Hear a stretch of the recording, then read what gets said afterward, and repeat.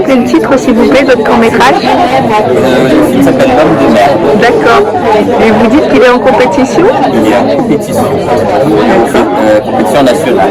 Et rappelez-moi le pitch du film. Alors le film, c'est sur une étudiante brésilienne en France qui travaille dans un hôtel pour payer ses études. Et un soir, un président d'extrême droite brésilien est de passage à l'hôtel et se demande qu'est-ce qu'elle va faire. D'accord. Et qu'est-ce qui t'a donné envie de faire un court-métrage comme celui-là? Parce qu'à un moment, j'ai travaillé dans un truc d'accueil, un peu comme dans un hôtel, c'était pas un hôtel. Et c'était au ministère des Affaires étrangères, je voyais passer des présidents assez horribles. Et ça m'a donné cette idée. Et est-ce qu'en termes de cinéma, vous avez des influences? Alors, j'ai des influences. Mais je vois que ça, c'est la première fois où je fais une comédie. Et mes influences, elles ne sont pas forcément très comiques.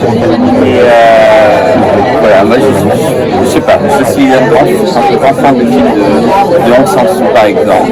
Mais ça ne ressemble pas du tout à de Aung San Suu, je ne sais pas quoi vous dire. C'est plutôt une comédie noire, finalement. Un petit peu quelque chose de satirique. Voilà. Un petit poil. Exactement.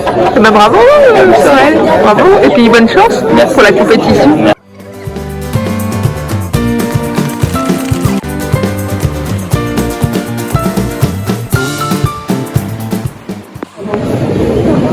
Marché du film, un monde nombreux en ce mercredi, le marché du film pour cette 47e édition et ce 40e anniversaire du marché. Comme à l'habitude, le festival va son plein. C'est le moins qu'on puisse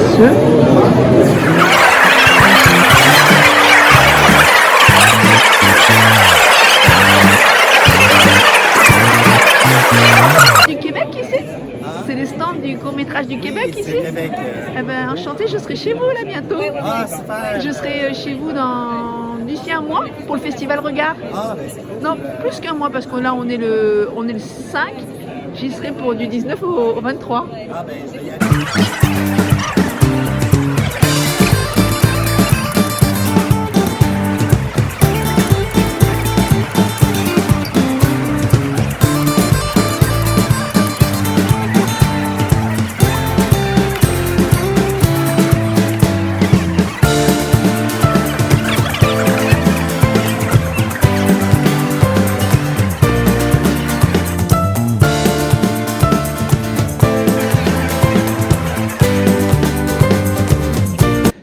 Et je filme pas. Oui, ce regain d'intérêt pour le festival en 2025, c'est, vous l'expliquez par cet après-Covid. Mais disons qu'il y a eu l'année Covid où malheureusement il n'y a pas pu y avoir de séance, il y a eu l'après-Covid où les gens hésitaient à revenir un petit peu dans les salles. Vous ne pouvez même pas boire un coup, rien du tout. Voilà. J'y Et étais. aujourd'hui, ben, c'est reparti. Voilà, c'est ça. Et vous, comment est-ce qu'on vous appellerait l'ouvreur? Pardon? L'ouvreur? Vous êtes l'ouvreur? C'est-à-dire que vous faites les entrées et les sorties? On est bénévole, donc on circule sur différents lieux, sur différents postes, aux entrées, aux sorties. Voilà, alors il n'y a pas de titre en soi du poste, il y a plutôt un titre général qui serait bénévole. C'est ça, on est Ah, 350 voilà. bénévoles cette année. 150 bénévoles, 350, mais bah, écoutez, merci, puis félicitations et puis bravo. Hein.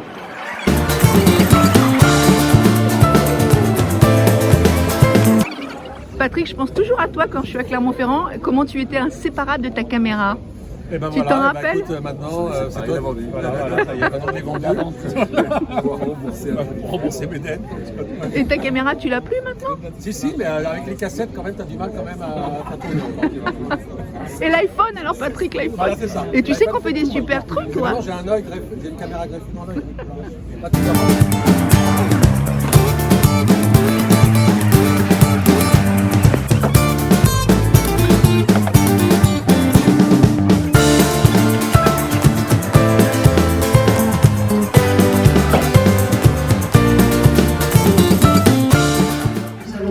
Nos aides au court-métrage, donc on est aujourd'hui autour de 15 millions d'euros qui sont investis dans les courts-métrages, tous dispositifs confondus, donc aussi bien à travers des dispositifs spécifiques au court-métrage qu'à travers des aides transverses auxquelles peuvent prétendre les courts-métrages. Donc vous le voyez ici, les aides ont été renforcées depuis 2021.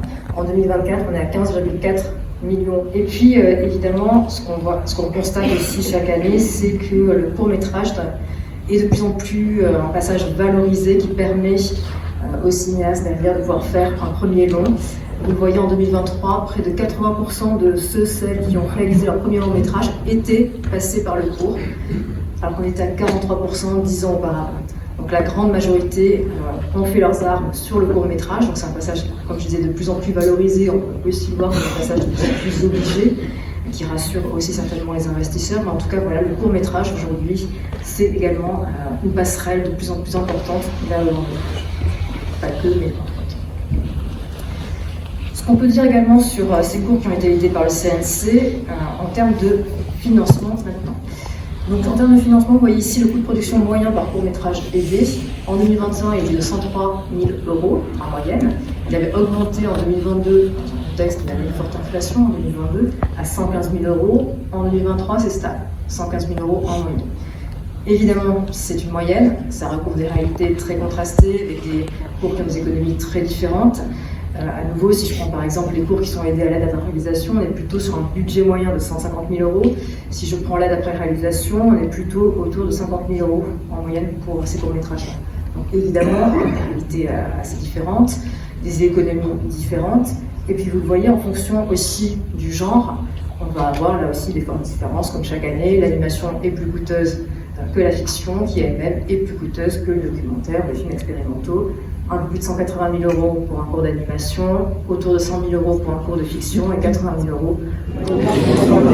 À l'hôtel Océania ouvre le prix France Télévisions qui réunit comme chaque année le petit et même le grand monde du court-métrage français et international pour ce temps fort du festival qui est en effet cette remise de prix.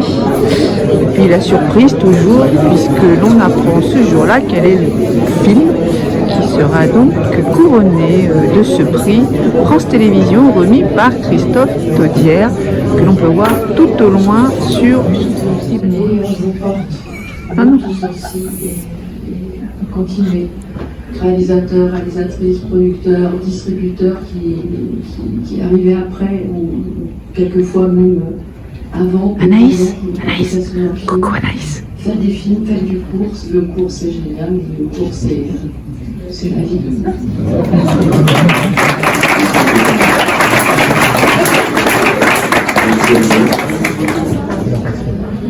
Oui. Et alors maintenant nous allons passer au Grand Prix France Télévisions de meilleur court-métrage. Et pour ce faire, je vais laisser la parole à Louise Courvoisier, donc notre présidente de jury.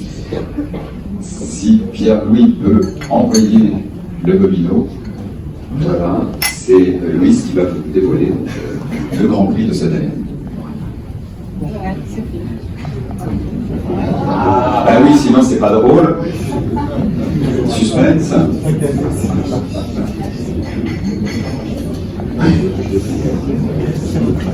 Non mais cette année on a du son, ça c'est déjà, on a la base, les deux micros fonctionnent, rien à dire.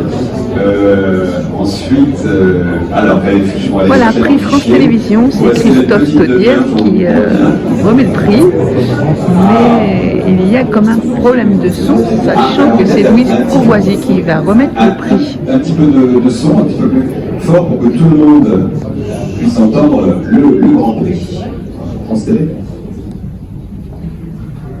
Je voulais féliciter nos lauréats du prix France TV qui j'ai eu la chance de présider le jury. Je suis très heureuse de faire ça, j'étais super, j'étais très très contente. Et je voulais évidemment féliciter particulièrement les gagnants. Notre gagnant, l'enfant à la couleur de Simone Pagnet. Le court-métrage était magnifique, à la fois très simple, en même temps très beau, très maîtrisé. J'ai adoré l'image, j'ai trouvé l'idée incroyable, j'ai vraiment. C'était un coup de cœur. Donc, bravo pour ce film.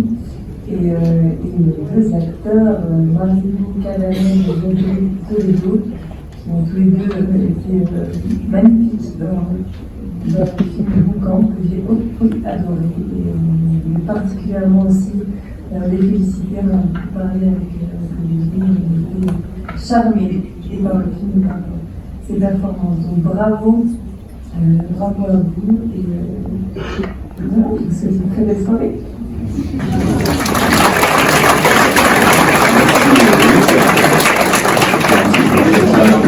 Tout va bien. Donc, je vais demander à Simon Panet et à ses producteurs,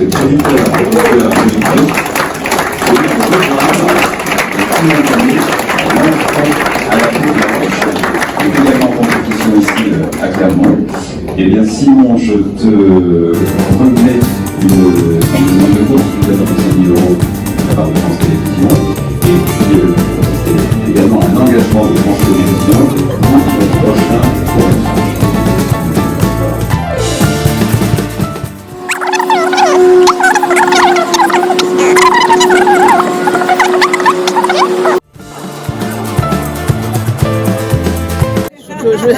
Je vais te raconter. Alors donc aujourd'hui on est là dans le cadre du retour du palmarès de Clermont-Ferrand et avec comme une image qui nous remettre un prix dans le cadre du prix Rodon et la ville de Saint-Ouen-sur-Seine à travers son dynamisme cinématographique Légendaire.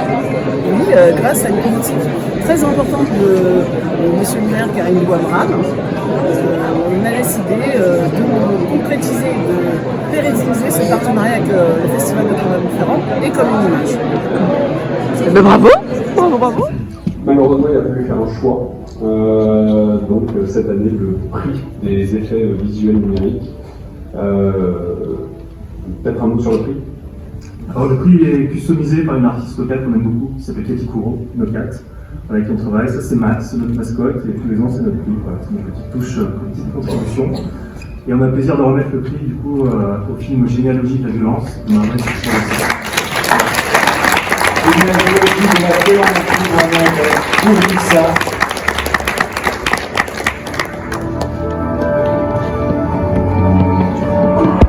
Bonjour, bienvenue.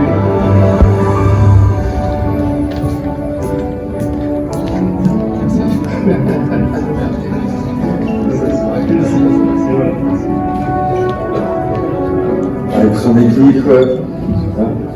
écoutez, je remercie Arlette. Je vous remercie beaucoup, merci pour le prix. Je remercie Laure, merci Bilal Chagrani qui est la principale, merci pour le prix. Je suis très nul pour la présentation. C'est juste que l'abonnement il est cher à la table, il n'y a pas moyen de passer un prix à la commission.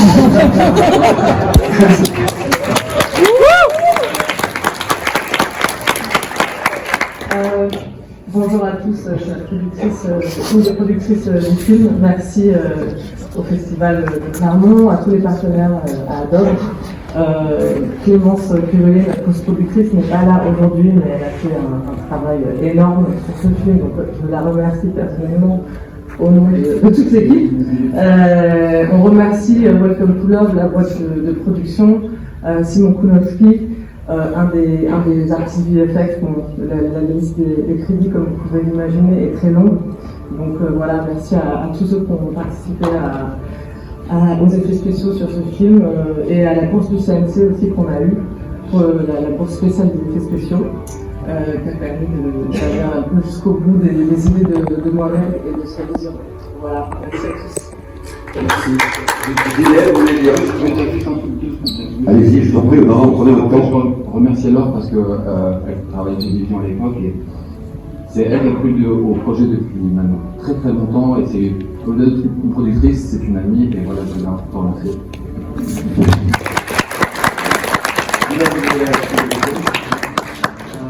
Bonjour, merci pour ce prix, je trouve ça incroyable, merci encore au festival de donner la chance de pouvoir regarder encore des courts-métrages à foison, je trouve ça déjà incroyable.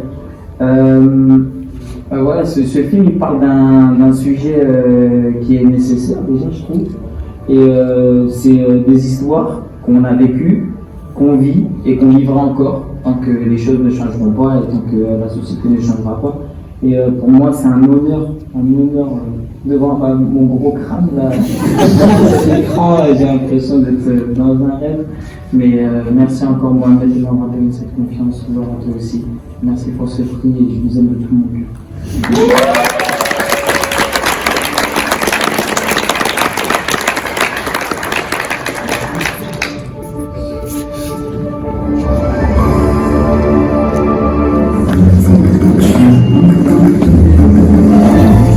Alors ce prix est remis à un film issu de l'une des 3 compétitions qui, au-delà des thématiques LGBTQIA+, présentera une ouverture sur un monde résistant au Nord. J'appelle donc les membres du jury composés de Nathalie Masturo, réalisatrice, la DJ Barbara Bauch, et mention spéciale d'abord. C'est ça.